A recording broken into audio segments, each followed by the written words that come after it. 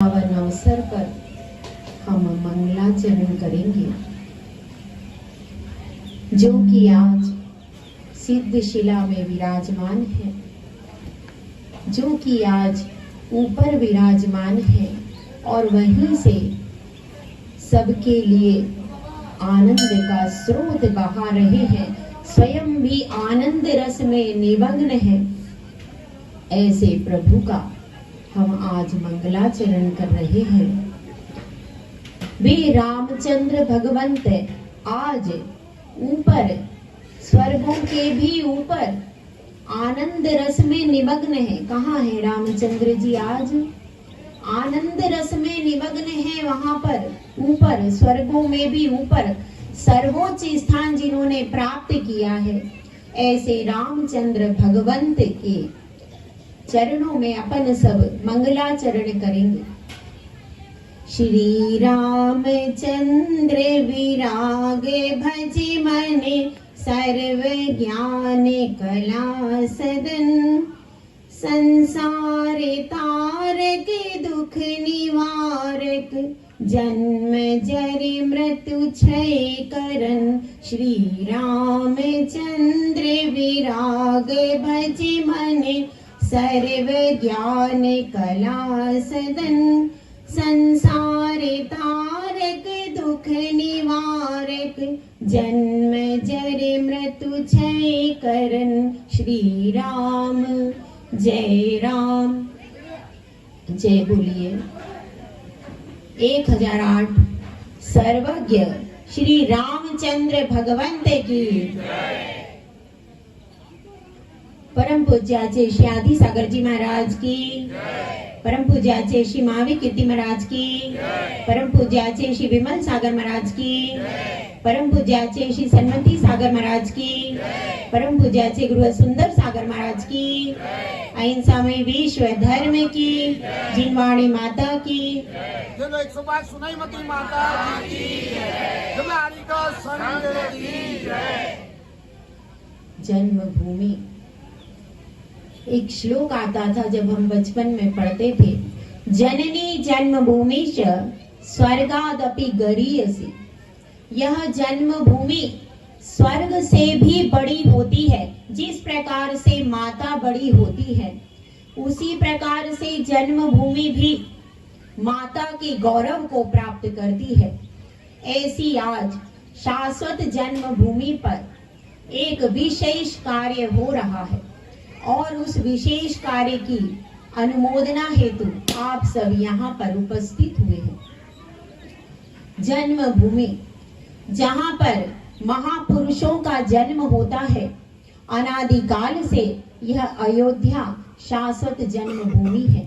जिन शासन के 24 तीर्थंकरों का अनादिकाल से वहां पर जन्म होता आया है और उस कई प्रकार की भूमियां होती हैं और कई प्रकार के लोग प्रतिदिन प्रतिपल जन्म लेते रहते हैं इस धरा पर। लेकिन कुछ व्यक्ति ऐसे होते हैं जो कि महान पुरुष होते हैं, जो कि भगवंत बनते हैं, और कुछ ही भूमियां ऐसी होती हैं जो उन रत्नों को प्रसूत करने का महा सौभाग्य अर्जित करती हैं। ऐसी अयोध्या जो कि शाश्वत जन्म भूमि है तीर्थंकरों की भी, और उस अयोध्या ने रत्न प्रसूता बनकर श्री राम को जन्म देने का सौभाग्य राम नवमी के दिन अर्जित किया। ऐसा वह स्थान है हमारे श्री राम का, जिन्होंने अपने जीवन में प्रतिपल आदर्श जीवन को जिया। हर समय उन्होंने मर्यादाओं का पालन किया, इसीलिए वे मर्यादा पुरुषोत्तम कहलाए। जन्म से ही वे अपने भाई बंधवों में क्रीड़ा करते रहे और अपने माता पिता की आज्ञा को उन्होंने जीवन भर पालन किया। माता पिता की आज्ञा का कभी भी उल्लंघन नहीं किया। इसीलिए हम अगर पुत्र चाहते हैं तो राम की तरह का पुत्र चाहते हैं। लेकिन राम जैसा पुत्र चाहने के लिए दशरथ और कौशल्या जैसी माता भी होना चाहिए। दशरथ और कौशल्या ने जिस प्रकार से स्त्रीत्व का, सतीत्व का पालन किया और महलों में रह करके भी उसमें संस्कार भरे, ऐसी हर माता को यदि राम जैसा सुत चाहिए तो कौशल्या जैसी संस्कार और मर्यादा भी चाहिए और दशरथ जैसा वचन प्रणता चाहिए। तो अब हम उनके पावन गुणों का थोड़ा स्मरण करेंगे, क्योंकि आज का दिन वह राम के पावन गुणों का स्मरण करने का दिन है और महापुरुषों को, महान भगवंतों के गुणों का स्मरण करने से हमारा मन, हमारी आत्मा पवित्र बनती है। तो आज के दिन हम स्मरण करते हैं उनका त्याग, उनकी तपस्या, उनकी साधना और उन्होंने पिता के, सबसे पहले तो उनकी पितृ भक्ति बहुत अनुकरणीय है सबके लिए। आज के समय में सबसे ज्यादा अनुकरणीय है तो पितृ भक्ति उनकी अनुकरणीय है, क्योंकि आजकल समय वो आ गया कि पुत्र पिता का सम्मान नहीं करता है। ऐसे समय पर राम का जीवन चरित्र जन जन के सामने रखना चाहिए और उनका यह राम का जीवन चरित्र, यदि माता अपने पुत्र को कुछ सिखाए या ना सिखाए, एक रामायण में राम का जीवन चरित्र यदि सिखा दिया तो बच्चा आज्ञा परायण बनेगा। और उन्होंने अपने पिता के वचन की रक्षा के लिए राज जैसी लक्ष्मी का त्याग कर दिया और वन वन में चले गए। ऐसे महान राम जो कि आज राज्य की लक्ष्मी के लिए कितने विद्युत होते हैं, लेकिन उन्होंने कहा मेरे भाई के लिए मैं इसको दे देता हूँ, लेकिन पिता के वचन की रक्षा होना जरूरी है। माता के मर्यादा, माता ने जो कहा है, माता के वचन की रक्षा होनी चाहिए, पिता के वचन की रक्षा होना चाहिए। और मेरा तो क्या है, मैं तो वन में रह लूंगा, कोई बात नहीं है, लेकिन मेरे पिता ने जो वचन दिया है, उनकी जो मर्यादा है वह सबसे सर्वोपरि है। उनको मेरे निमित्त से कोई कष्ट नहीं होना चाहिए। ऐसे त्यागी, आज परिवार के लिए लोग त्याग नहीं करते, छोटी से छोटी बातों पर विवाद हो जाता है। अपने भाई के लिए, अपने पिता के लिए, जिन्होंने राजमहल को छोड़कर वन की राह कर ली, देखिए उनकी त्याग तपस्या कितनी महान थी, कितना उनका जीवन सौंदर्य कितना विशाल है। और माता कैकेयी के प्रति भी कोई दुर्भावना नहीं थी, मन में कोई ऐसी भावना नहीं थी, मेरी माता ने जो किया अच्छा किया। मैं वन गया तो वहां जाकर के मैंने बहुत सारी तपस्या की और राम, लक्ष्मण और सिया के प्रति जो इनकी भक्ति थी, क्योंकि सही भाई वही है जो संकट में काम आए। लक्ष्मण वन में गए तो सबसे ज्यादा उनके प्रेम किसके ऊपर था?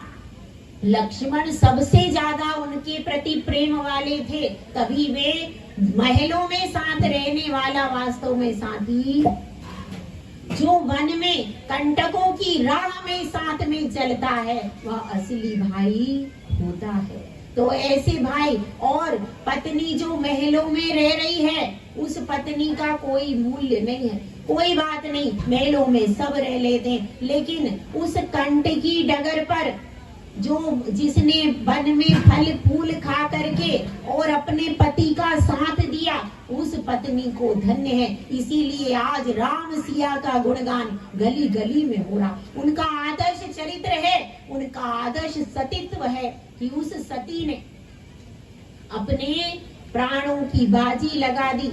जब रावण के यहाँ रही तो निराहार रही, उपवास किया। जब राम की अंगूठी दिखी है तो उसने कहा है, क्या कहा है कि यह राम की अंगूठी कहाँ से आई, कौन इसको लाया? आया है ना वो भजन, इसे कौन लाया मेरे रघुवर जी, रघुवर जी। जब उस समय भी वो रघुवर का स्मरण कर रही है कि इसे कौन लेकर के आया है, और उस समय स्मरण करते हुए वह अपने सतीत्व का परिचय देती है, तो उसके शील की रक्षा के लिए राम भी रावण से युद्ध करने के लिए चल देते हैं। ऐसे उन्होंने धर्म की रक्षा की, अन्याय पर न्याय की जीत की रक्षा की, इसलिए उन्होंने न्याय का भी पारायण किया है, नीति का पारायण किया, मर्यादाओं का पारायण किया, तरह तरह से हर उनका पूरा जीवन एक आदर्श जीवन है। किसी व्यक्ति को कुछ भी नहीं आता हो, एक बार रामायण को पढ़ करके यदि अपने हृदय में बिठा लेगा, वह अपने जीवन में कभी दुखी नहीं होगा, समाज में सम्मान प्राप्त करेगा, देश में सम्मान प्राप्त करेगा और क्रम क्रम से आगे मुक्ति को भी प्राप्त कर लेगा। ऐसा महान सुंदर चरित्र हमारा श्री राम का है। तो जन जन में इसका प्रचार प्रसार होना चाहिए कि राम का चरित्र जन जन तक पहुँचे और केवल जन जन के मुख तक ना पहुँचे, जन जन के हृदय में उस जीवन चरित्र का संचार होना चाहिए। यहाँ पर भी जिन शासन में भी आचार्य रविशेन ने पद्म पुराण के नाम से रामायण लिखी है, पूरी रामायण। और जब हमारे यहाँ कोई शिशु उत्पन्न होने वाला होता है तो उस समय गर्भावस्था में उस रामायण को पढ़ा जाता है,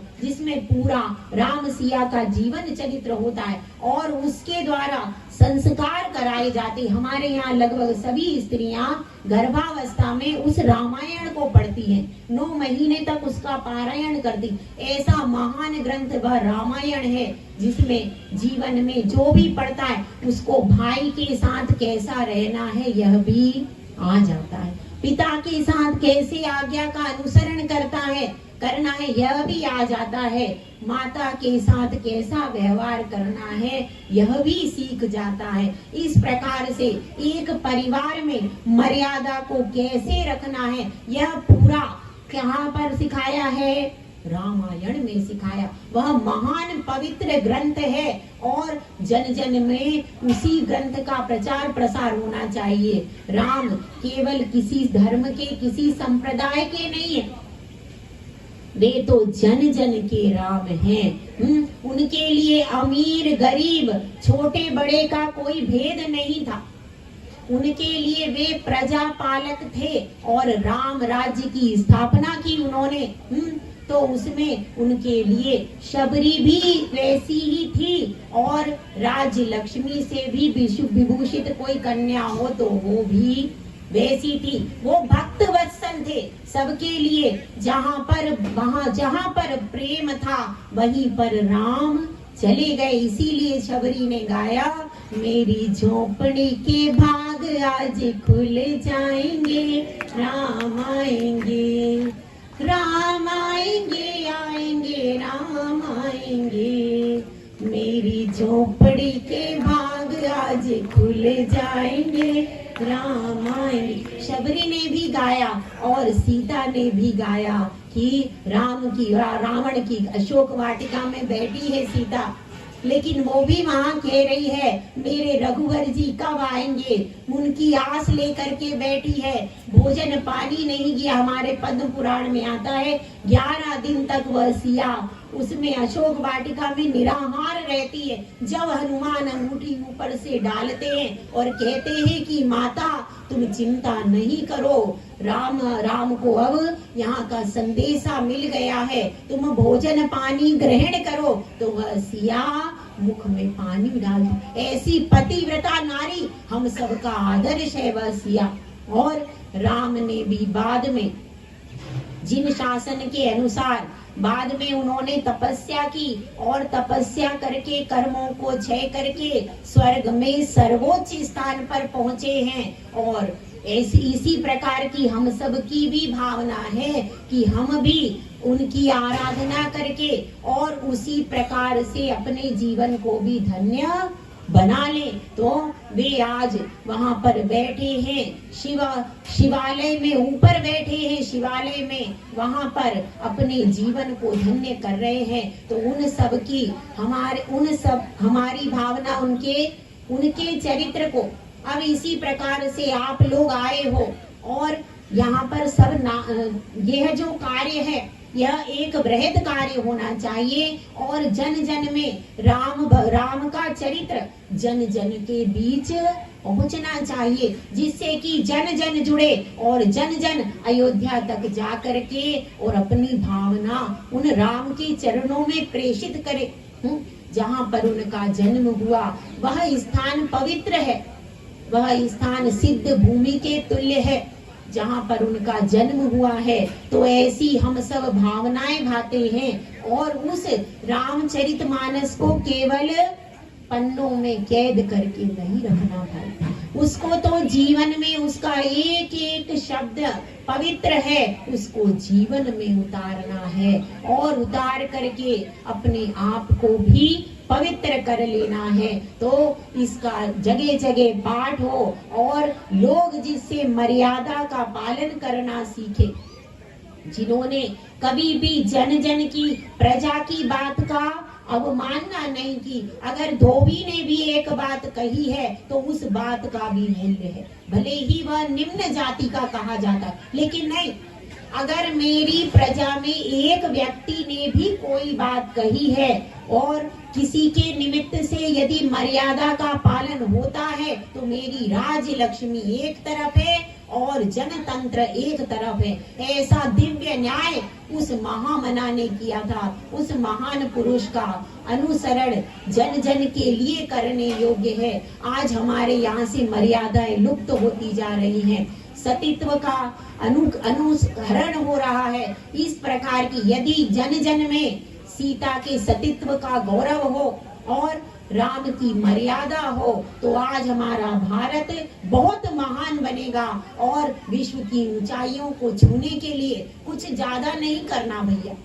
अगर विश्व की ऊंचाइयों पर इस भारत को पहुंचना है तो राम के चरित्र का अनुकरण करो, सीता की पवित्रता का अनुकरण करो। यदि यहाँ के नर नारी उस राम सिया के पावन चरित्र का अनुकरण कर ले तो वह भारत एक दिन बहुत महान बन जाएगा। तो हम सब यही संकल्प लें कि राम सिया के इस पावन चरित्र को जन जन तक गा करके किसी भी माध्यम से पहुंचाएं और हम सब यही प्रार्थना करें कि इसी प्रकार से हमारे भी जीवन का कल्याण हो। 4 लाइन एक मुक्तक के माध्यम से हम अपनी बात को कहेंगे। जन जन के श्रद्धा के मोती, जिनके मन सागर की लहरें। राम जो है वो जन जन की श्रद्धा के केंद्र, किसी एक धर्म संप्रदाय में नहीं है, वो जन जन के हृदय में बसते हैं। जन जन के श्रद्धा के मोती, जिनके मन सागर की लहरें, न्याय नीति की धर्म ध्वजा ले, ज्ञान गुहा में गहरा उतरे। उनके हाथ में न्याय नीति और धर्म की ध्वजा थी। ज्ञान गुहा में गहरा उतरे, शिव रमणी को रमने वाले, राम प्रभु मेरे मन ठहरे। शिव रमणी को वरने वाले, राम प्रभु मेरे मन ठहरे। तो एक बार आप मेरे साथ सब जयकारा लगाइए, सर्वज्ञ श्री रामचंद्र भगवंत की जय।